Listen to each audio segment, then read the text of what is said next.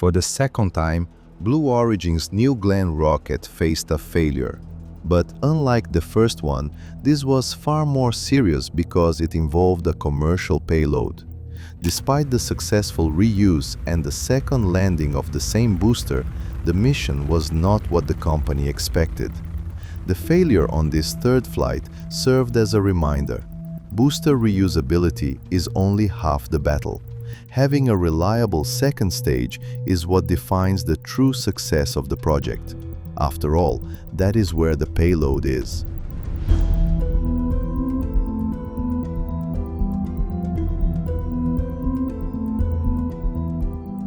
Weeks before the mission, there was already doubt about whether the booster from the second flight would be reused for this third mission.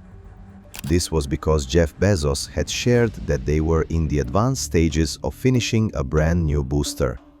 Ultimately, the booster that flew and was recovered in the previous Escapade mission was refurbished to fly again, but with all new engines. This mission also marked New Glenn's first commercial satellite transport, which had an even more significant impact on this failure. The first flight carried the company's own payload, and the second featured a low-risk government payload. However, for this third launch, New Glenn carried a communications satellite called Bluebird 7 from the company AST SpaceMobile. According to their website, SpaceMobile's mission is to provide full 4G and 5G broadband directly to everyday smartphones without the need for specialized hardware. This wasn't their first satellite, nor will it be their last, as they aim for a constellation of 90 satellites, each featuring an antenna of about 223 square meters that unfolds in space, one of, if not the largest commercial satellites ever launched.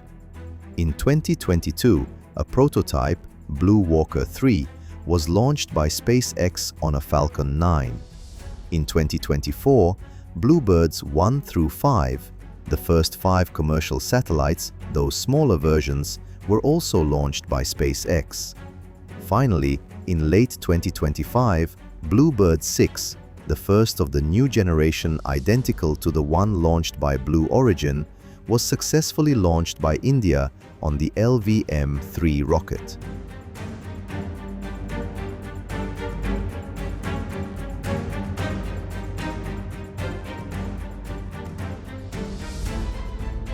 After many delays since the initial plan was to launch in March, the rocket was finally ready. And we must take our hats off to Blue Origin. The booster for this mission first flew in November of last year, and the refurbishment time was about 157 days, a very significant achievement. Just for comparison, SpaceX's Falcon 9, which today handles this process much faster, began its reuse journey with booster B1021, which flew 356 days after its first landing. Furthermore, B1021 wasn't the first booster SpaceX ever landed. That was B1019, which is now on display at their complex in Hawthorne, California. Regardless, seeing Blue Origin make this progress is a major step toward more frequent flights, something the New Glenn desperately needs. Despite a hold of about 40 minutes, it was a beautiful launch. The New Glenn took off gracefully from Launch Complex 36.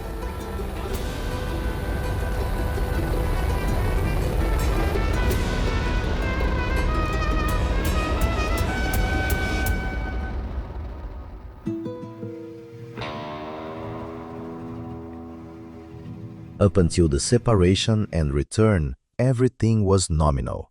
The first stage performed its re-entry burn perfectly, ignited 3 BE-4 engines for the landing burn, and transitioned to just one engine at the moment of touchdown on the barge Jacqueline. Curiously, they don't seem to have 100% refined this distance yet. Compared to Flight 2, this landing correction was smaller, but there is still a clear margin for improvement. The less fuel used for this landing, the better.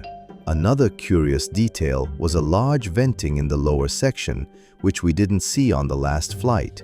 It likely serves to purge leftover propellant, reinforcing that they are still refining the landing process.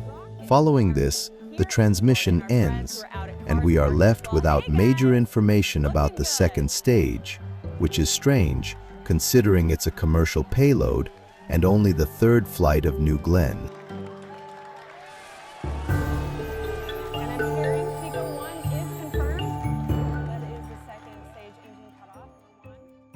About an hour after the scheduled payload release, Blue Origin confirmed on social media that it had indeed separated, and AST SpaceMobile confirmed the satellite had power. However, it was placed into an unexpected, non-nominal orbit. A few hours later came the hard blow. In a post on X, CEO Dave Limp stated the following: "Now that we have a more complete picture, we wanted to provide an update on our mission. While we are pleased with the nominal recovery of the booster, we clearly did not deliver the mission our customer wanted and that our team expected. Initial data suggests that during the second burn of our second stage, one of the BE-3U engines did not produce enough thrust to reach our target orbit."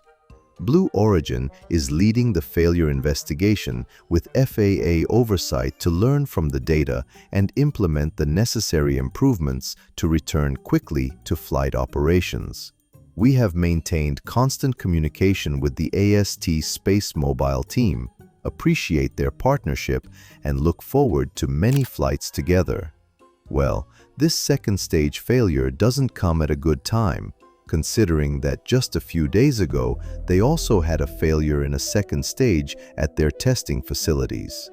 There is no 100% certainty about what happened, but it was obviously some type of overpressure, as it blew a hole in the roof and damaged the door, which seems to have been left open on purpose. So, perhaps they were expecting it. Either way, it wasn't a good look, especially following this flight failure. But as Dave Limp said, the initial data points to a failure in one of the BE-3U engines, so there might not be a direct link between these two events.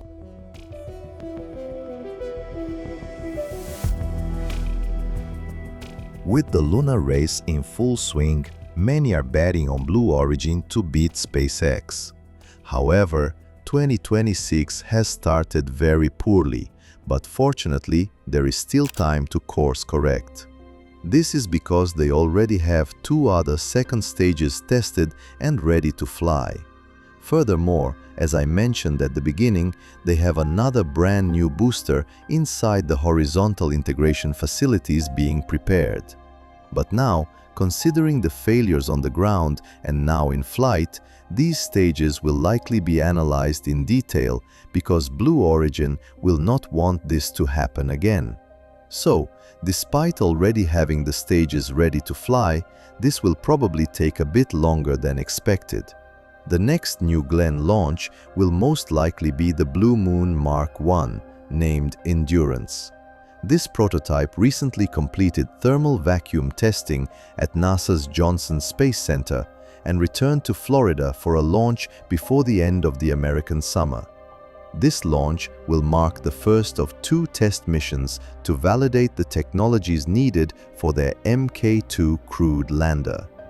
Part of the life support hardware will travel on the Mk1, and it will also test the BE-7 engine, which uses liquid hydrogen and oxygen, the famous Hydrolox.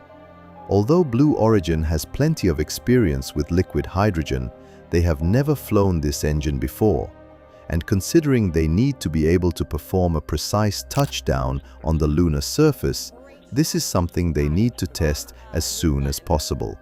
Additionally, there are dozens of Amazon Leo constellation launches scheduled, along with other commercial customers, and we're not talking about just a few launches. Blue Origin really has its back against the wall. New Glenn is failing to scale its launches even after years of development. And after this serious failure, the market will be hesitant. After all, Is the New Glenn a ready rocket or not?